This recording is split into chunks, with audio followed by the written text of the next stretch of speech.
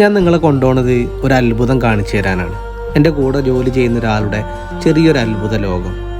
എനിക്ക് പലപ്പോഴും തോന്നിയിട്ടുണ്ട് ആളെങ്ങനെയാണ് ഇല്ലാത്ത സമയത്ത് ഈ ഇട്ടാവട്ടത്തിൽ ഇത്രയൊക്കെ ചെയ്തു കൂട്ടുന്നത് എന്ന്.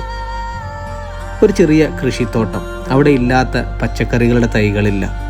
അതിനിടയ്ക്ക് ചെറിയ ചെറിയ ഫ്രൂട്ട്സിൻ്റെ തൈകളും, പുതിനൻ്റെ ഇല, അതുപോലെ കരിവേപ്പില, മാവ്, അനാറ്, കറ്റാറ്, വെണ്ട, പയറ്, മുളക്, ഉള്ളി വരെ ഇവിടെ ആൾ കൃഷി ചെയ്തുണ്ടാക്കിയിട്ടുണ്ട്.